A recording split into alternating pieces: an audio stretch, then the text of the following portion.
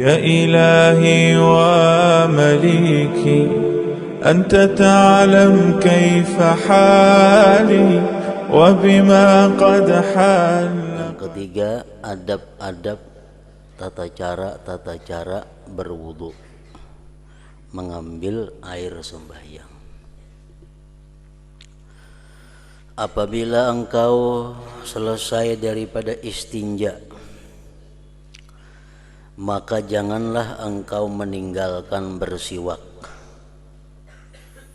Artinya sesudah kita istinja jangan langsung berwudu.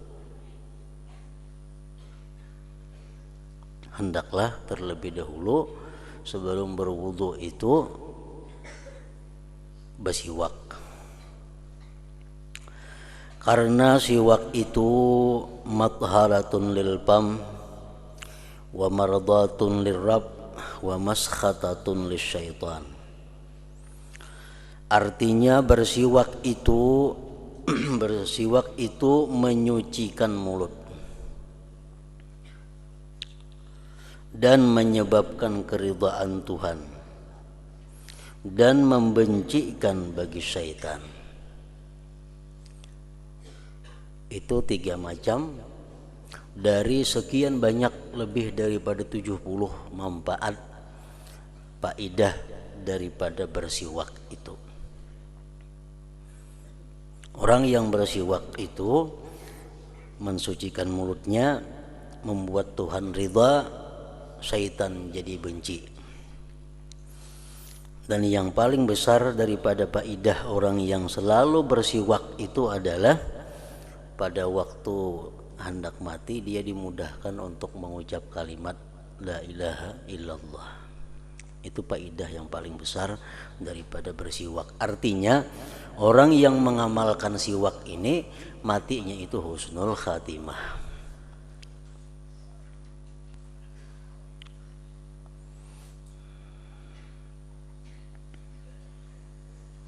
Jadi habis istinja bersiwak.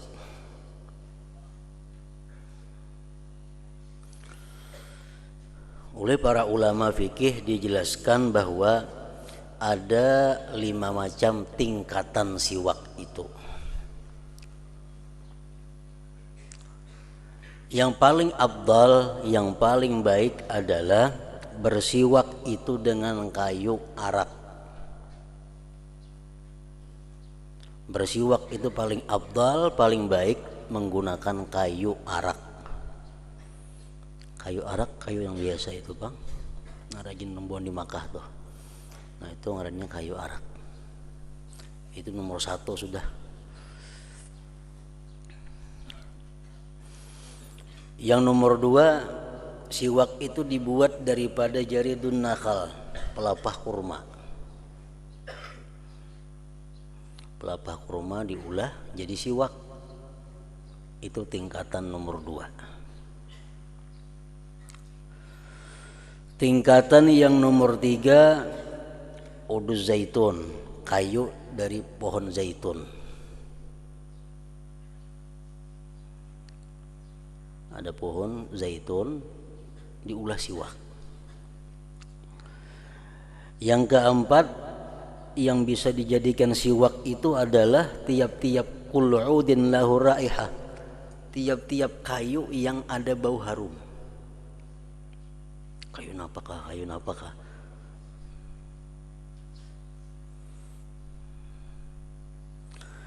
Yang kelima, baqiyatul a'wad, kayu-kayu yang lainnya.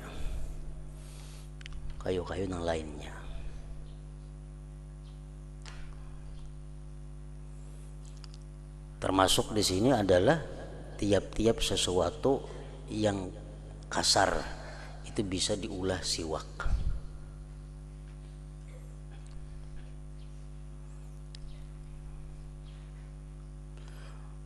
Orang bersikat gigi itu termasuk adalah siwak.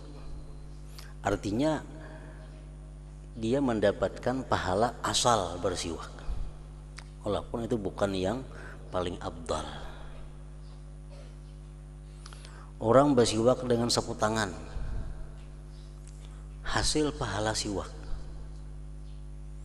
atau bersiwak lawan ujung bajunya, misalnya bersiwak lawan ujung baju, itu hasil pahala siwak, walaupun itu bukan yang paling afdal. Orang bersiwak lawan jeriji kada boleh, walaupun jerijinya karas kayak kayu, tetap kada boleh bersiwak lawan jeriji, kecuali jeriji kawan, nah itu boleh. Jeriji kawan boleh berganti siwak, misalnya tangan seorang karas, tangan kawan karas, nah kita menyiwakakan kawan, kawan menyiwakakan kita, nah itu boleh. Kalau tangan kita seorang kada kawa diulah siwak.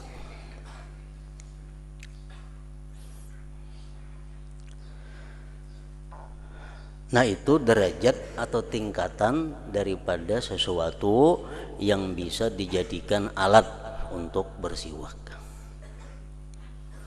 Kemudian lagi hukum bersiwak.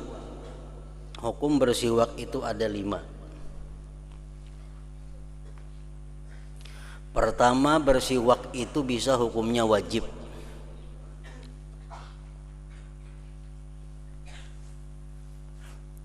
Bersiwak wajib hukumnya. Kayak apa bersiwak nang wajib itu? Idza nazarahu, bila dia nazarkan. Bila dia nazarkan. Aku bernazar sembahyang sunat 2 rakaat sekaligus dengan bersiwak sebelumnya. Nah, berarti ini wajib bersiwak karena dinazarkan.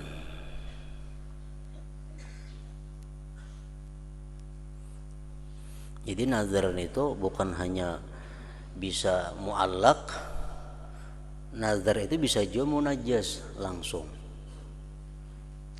Aku bernazar hendak sembahyang hari Jumat ini sembahyang duha 8 rakaat.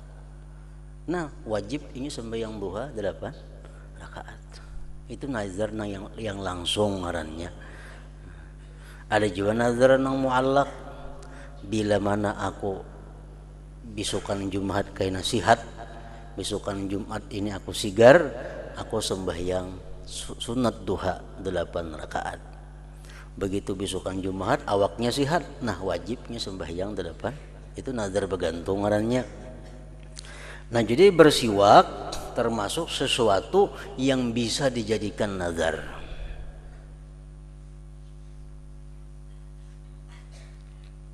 Bersiwak termasuk sesuatu yang bisa dijadikan nazar. Maka bila dinazarkan, berpindah hukum siwak kepada wajib. Yang kedua, hukum siwak itu bisa sunat.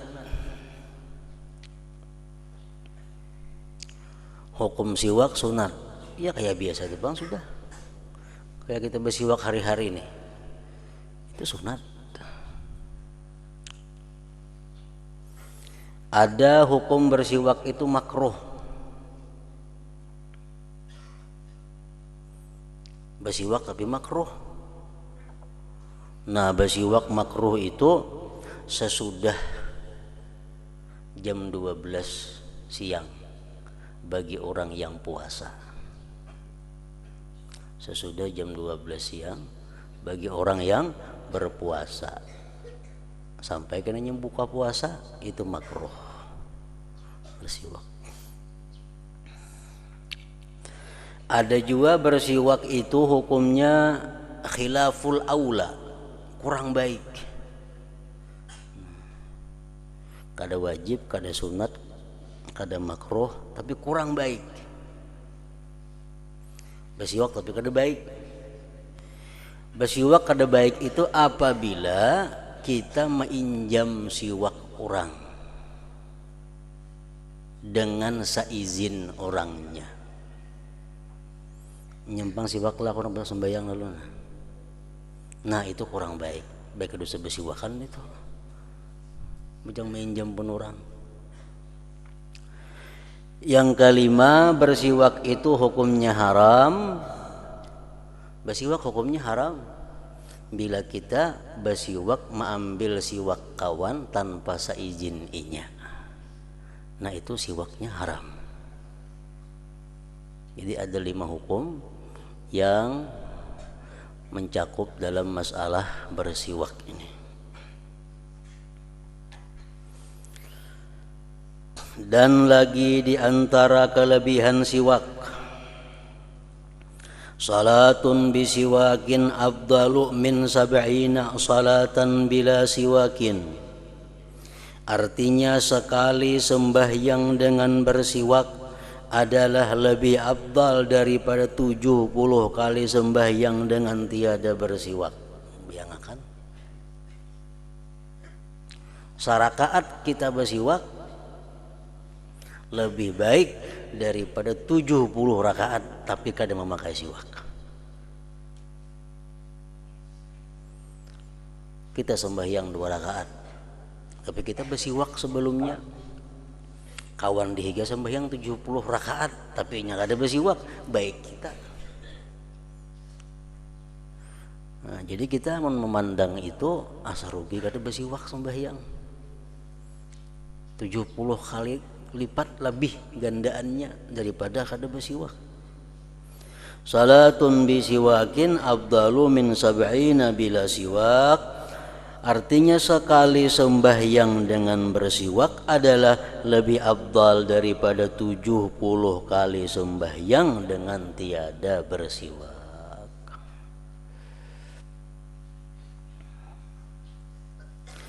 Dan diriwayatkan daripada Abu Hurairah radhiyallahu anhu, Rasulullah sallallahu alaihi wasallam bersabda, "Laula an asyukka ala ummati la amartuhum bisiwak fi kulli salat."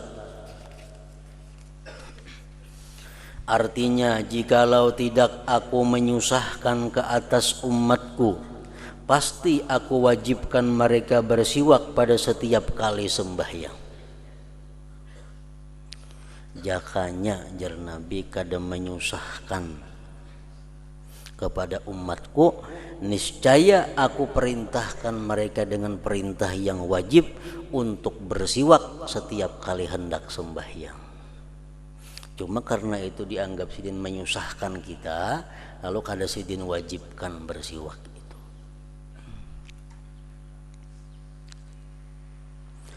Dan sabda baginda lagi, umirtu bisiwak hatta khashitu ayyuktaba alayya. Artinya aku selalu diperintahkan bersiwak. Allah selalu memerintahkan aku bersiwak sehingga aku bimbang siwak itu akan diwajibkan ke atasku.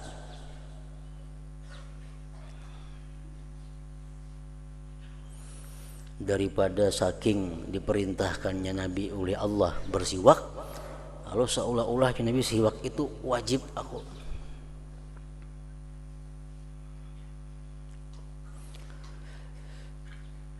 Kemudian hendaklah engkau duduk menghadap kiblat.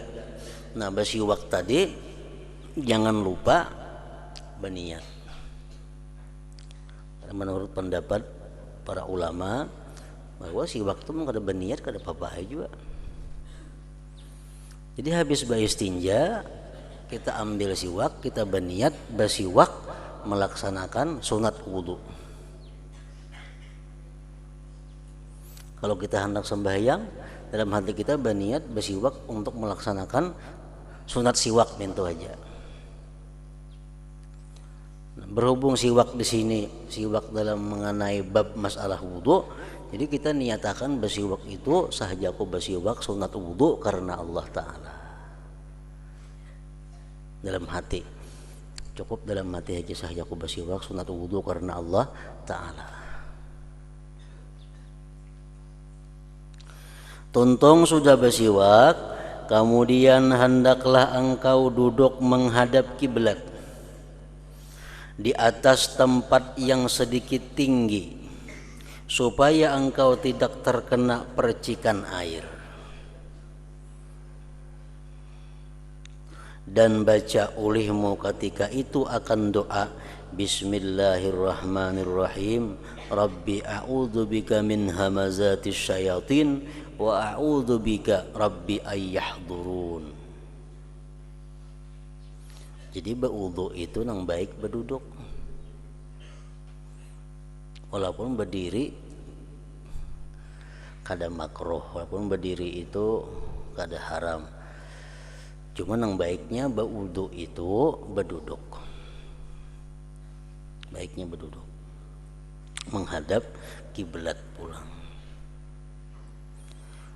Tontong basiwak, kita basiwak tadi barang hanya berdiri ke berduduk ada jadi masalah. Nah, tontong hanya berduduk di tempat pauduan lalu mengucap sekurang-kurangnya Bismillahirrahmanirrahim. Rabbi a'udzubika min hamazatis syayatin wa a'udzubika rabbi ayyahdurun. Artinya dengan nama Allah yang Maha Pemurah lagi Maha Mengasihi. Ya Allah, aku berlindung denganmu daripada gangguan syaitan, dan aku berlindung denganmu daripada kehadiran mereka di sisiku. Supaya berwudu jangan waswis. Sebelum berwudu baca dahulu itu Bismillahirrahmanirrahim.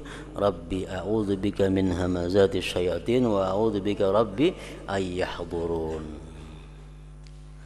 Andai katanya Bismillahirrahmanirrahim aja cukup aja sudah. Bismillahirrahmanirrahim ditinggalnya makruh hukumnya. Berwudu kada bismillahan makruh.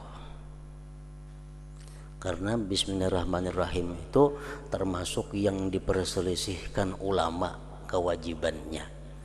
Ada sebagian ulama yang berpendapat bahwa mengucap basmalah sebelum wudu itu wajib. Ada yang mengatakan sunat, muakkad, sunat yang sangat kuat. Nah, jadi kita kalau kada berbismillahan makruh bagi mazhab kita Imam Syafi'i.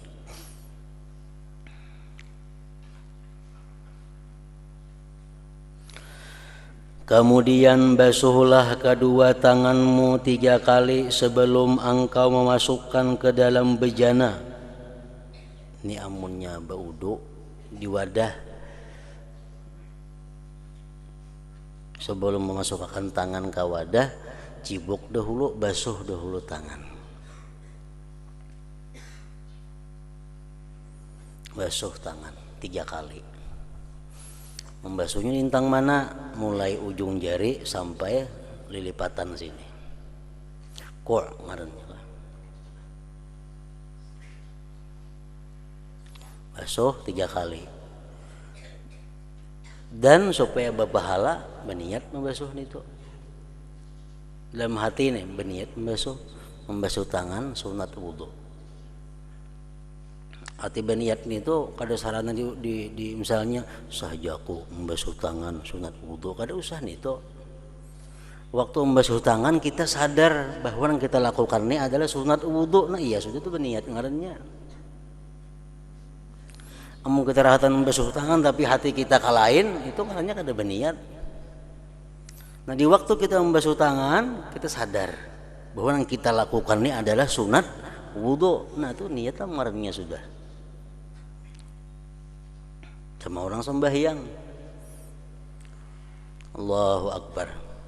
Waktu Allahu Akbar tuh inya sadar bahwa dirinya ini sembahyang fardu zuhur 4 rakaat mengikut imam.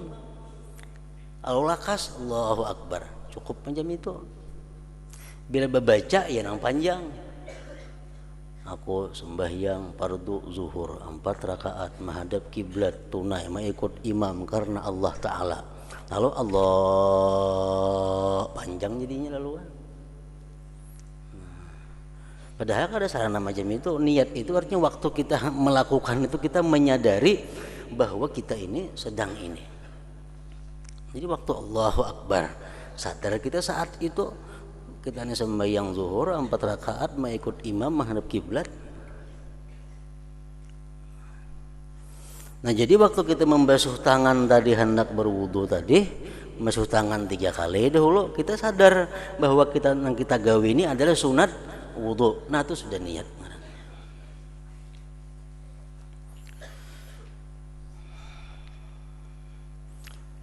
Dan baca ulihmu doa, Allahumma inni as'aluka al-yumna wal barakah wa a'udzubika minasyu'mi wal halakah.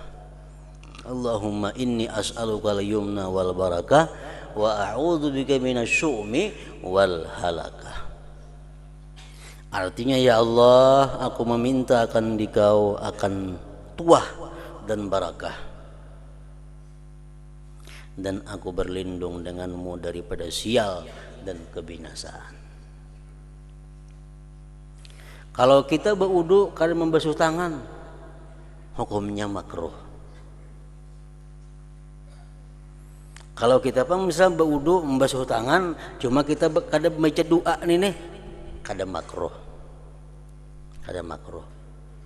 Karena doa yang dibaca itu merupakan hanya kelengkapannya aja.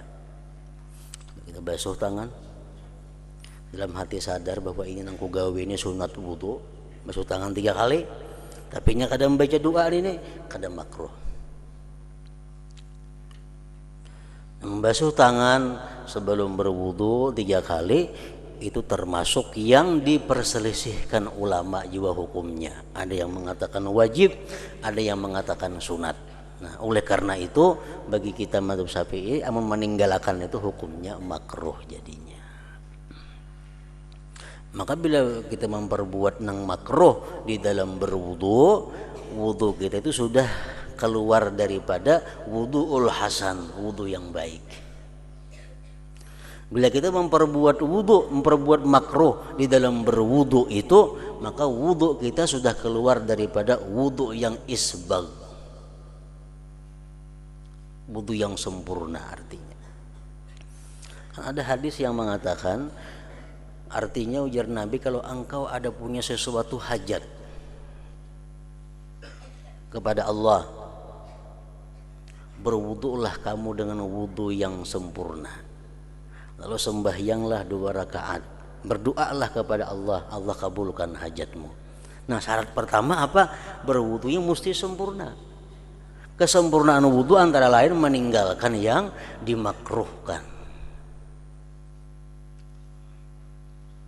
Jadi mun kita berwudu bersiwak kada itu sudah keluar, atau kada bismillahirrahmanirrahim sudah keluar daripada wudu yang baik.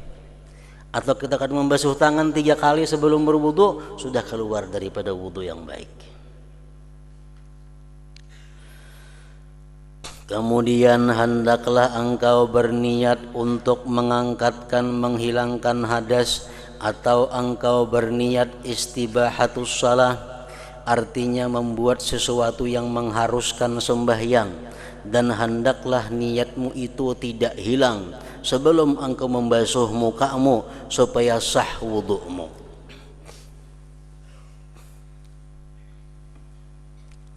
Nah, ini kada bisa kita pakai, emang kada bisa.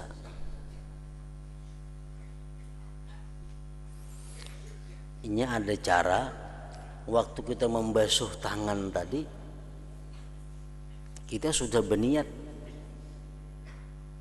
wudu. Waktu kita membasuh tangan yang 3 kali itu, itu sudah berniat kita niat wudu. Dan niat itu kada boleh hilang sampai kita kena menyapu muha, membasuh muha. Nah, maka ini ngalih kita nih. Nah, ada aja waswis apalagi nih.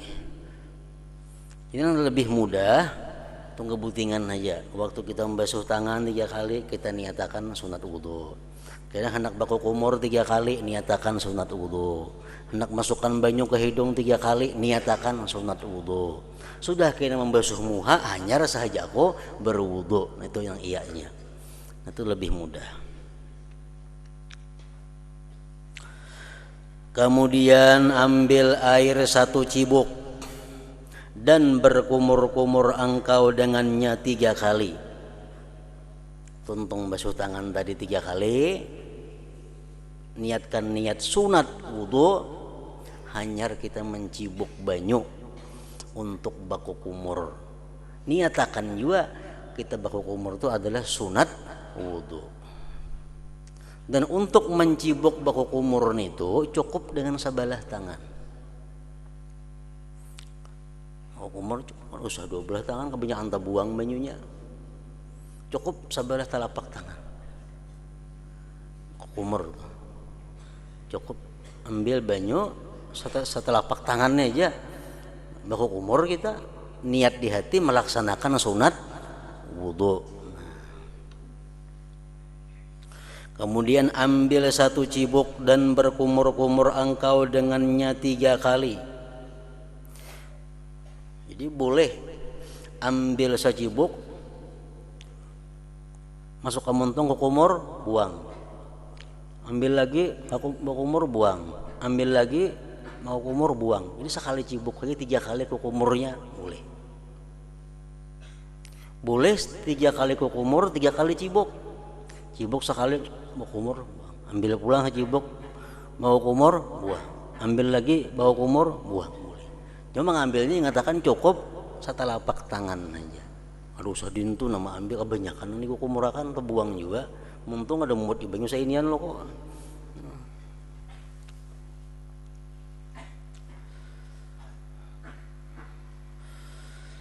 Dan bersungguh-sungguh engkau memutarkan air itu di dalam mulutmu sehingga sampai ke hujung hulqum, bagian atas kerungkung, kecuali kalau engkau puasa, maka engkau perlahankan berkumur-kumur itu. Nah, kalau kita kada puasa, ayo bahimat baku kumur. Kalau kita perahatan puasa, jangan bahimat. Kita rahatan kada puasa, kita bersungguh-sungguh baku kumur itu bahimat. Kalau puasa cukup baku kumur nang ringan, baku kumur nang sedikit saja.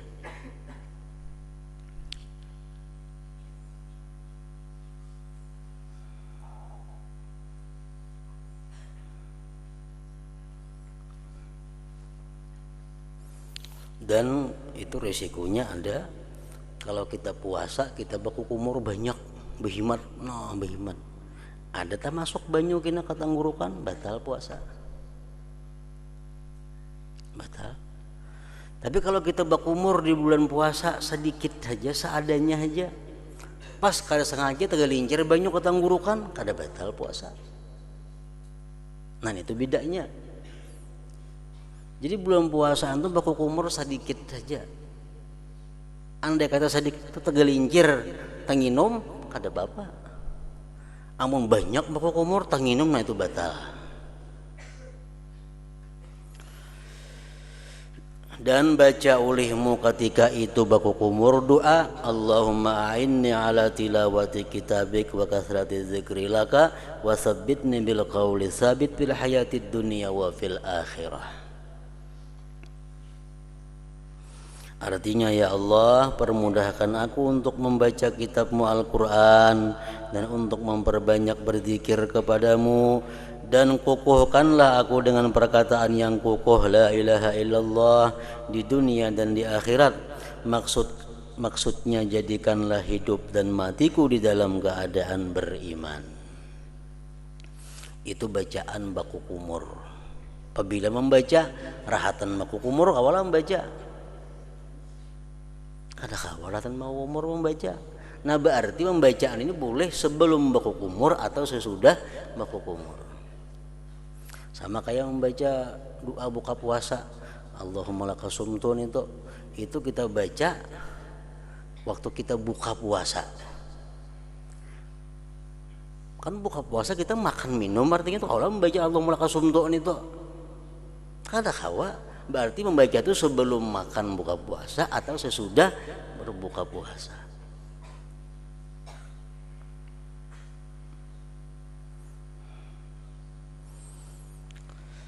Kemudian ambil pula 1 cibuk air yang lain untuk engkau memasukkannya ke dalam hidungmu.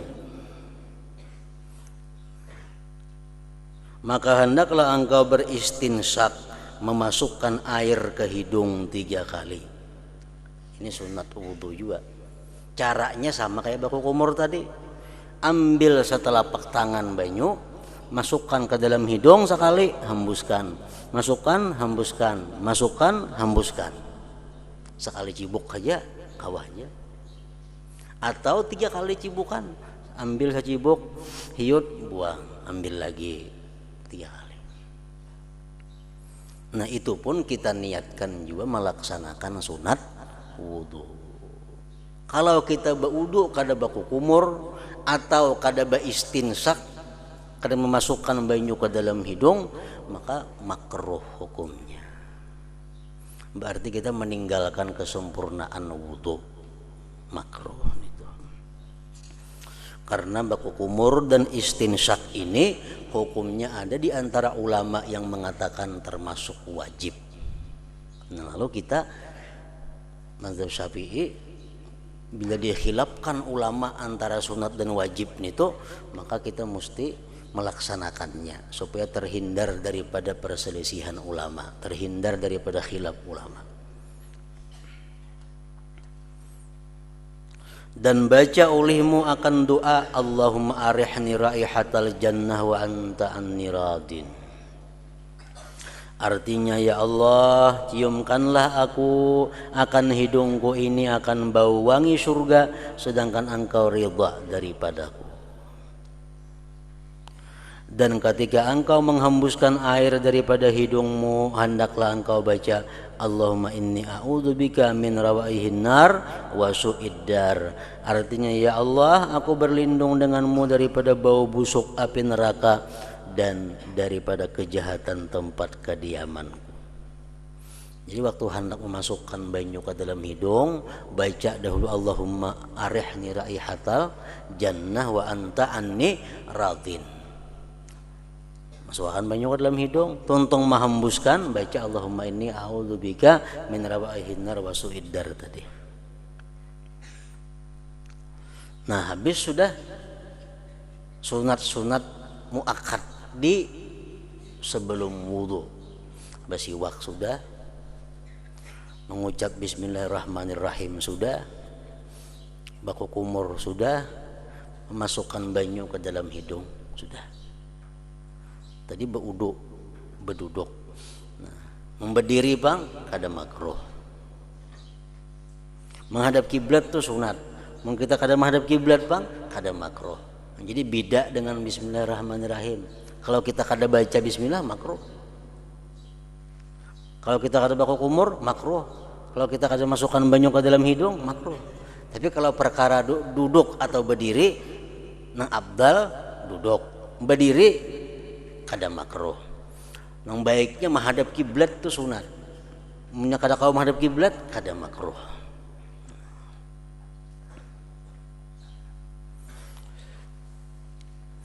Kemudian ambil pula satu cibok air yang lain untuk engkau membasuh muka. Nah, kalau membasuh muka, ayuh dua belah tangan banyunya. Karena banyak nang dibasuh. Maka basuhlah mukamu mulai daripada tempat yang mula mendatar daripada dahi. Jadi membasuh muka itu dahi dulu. Ambil banyu, begitu sampai banyu ke dahi, di situ kita berniat wudu.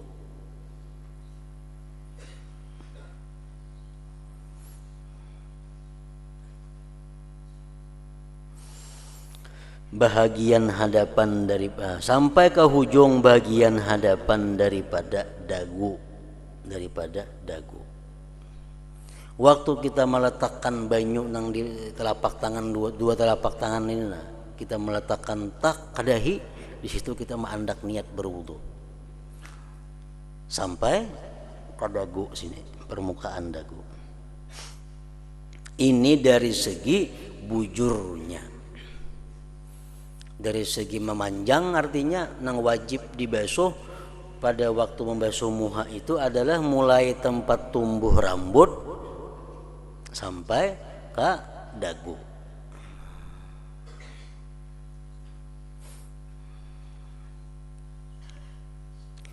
Dan dari segi lebarnya pula ialah jarak antara dua telinga. Itu bagian itu ngarannya muka. Nangaran muha nang wajib dibasuh itu adalah mulai tempat tumbuh rambut di kepala sampai ujung dagu itu panjangnya, lebarnya antara dua telinga.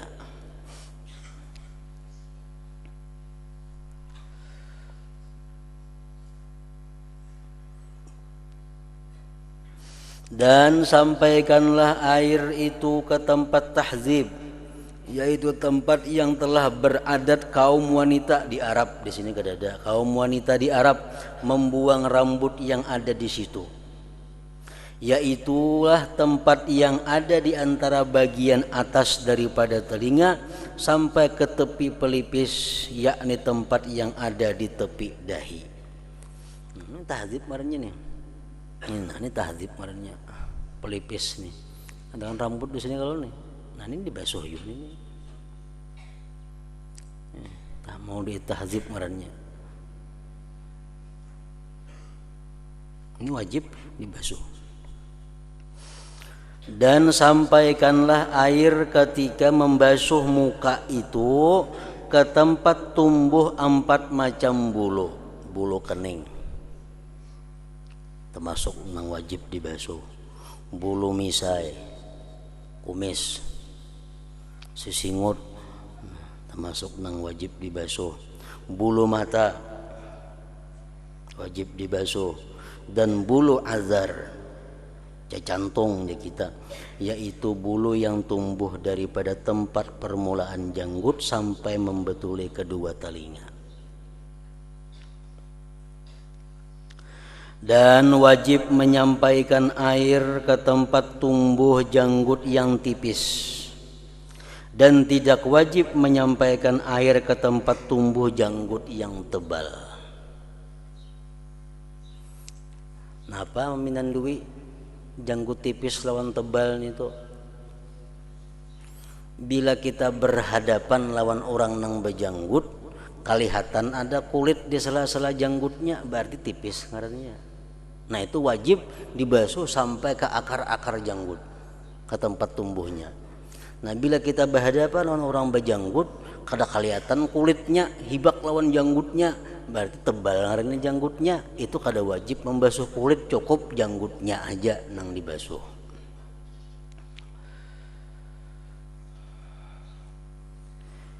Dan tidak wajib menyampaikan air ke tempat tumbuh janggut yang tebal. Dan pada waktu kita membasuh muka, baca ulihmu ketika membasuh muka itu, Allahumma bayyid wajhi binurika yawma tabyaddu wujuhu awliyaik wa la tusawwid wajhi bi dhulumatik yawma taswaddu wujuhu a'daik. Artinya, ya Allah, putihkanlah mukaku dengan nurmu pada hari yang menjadi putih muka para auliamu, yaitu pada hari kiamat. Dan jangan engkau hitamkan muka aku dengan kegelapanmu pada hari menjadi hitam muka musuh-musuh. Dan jangan engkau tinggalkan menyelat-nyelati janggut yang tebal.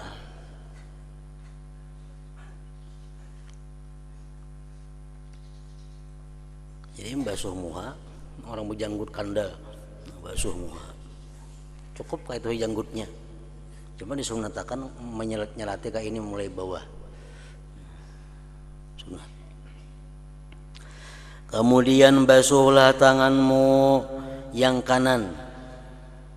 Nah jadi membasuh muka tadi, sebagaimana kita berkumur sunat 3 kali, membasuh tangan dari sunat 3 kali, masukkan banyu ke dalam hidung 3 kali, membasuh muka pun 3 kali juga.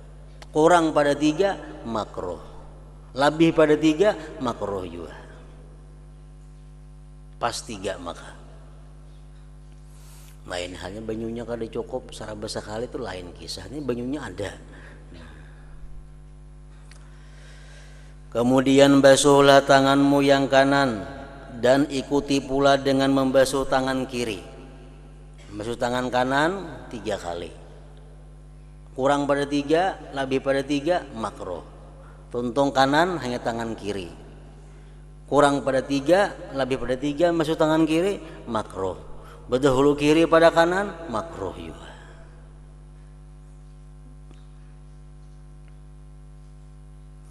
Basuhlah tanganmu bersama dengan kedua siku sampai kepada pertengahan lenganmu. Ini siku sini kan, siku pertengahan lengan tuh di sini. Ini limpuai siku sampai ke sini, membasuhnya. Tahjilnya sampai ke sini.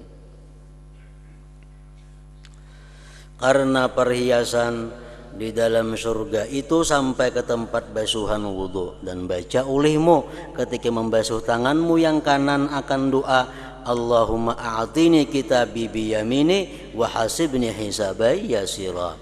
Artinya, ya Allah, berikanlah kepadaku catatan amalanku pada hari kiamat nanti di tangan kananku, dan hisaplah aku dengan hisap yang mudah. Dan baca ulihmu ketika membasuh tangan kiri akan doa, Allahumma inni a'udzubika an tu'tiyani kitabi bishimali aw min wara'il dhahri. Artinya, ya Allah, aku berlindung denganmu daripada bahwa engkau berikan kepadaku akan catatan amalanku dengan di tangan kiriku, atau engkau berikan kepada aku daripada sebelah belakangku. Ini membasuh tangan yang mana didahulukan. Jadi kalau kita membasuh muha, yang didahulukan atas tuh, ya kan, dahi terus ke bawah. Nah kalau tangan mana dahulu dibasuh?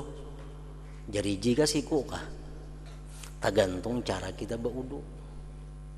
Kalau kita berwudu di kulam, di batang banyu, jariji dahulu akan masuk ke kulam. Nah, kalau kita berwudu dengan cara betuang, bercirat,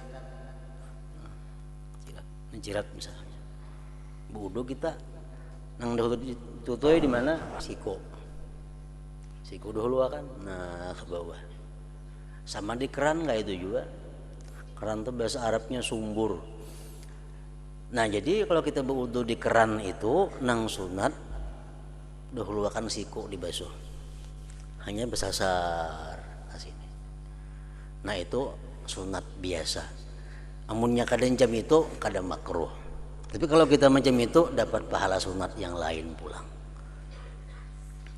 Buka keran, nah kita sampai pada kita membasuh tangan dahulu akan siku, siku terus sampai ke jariji.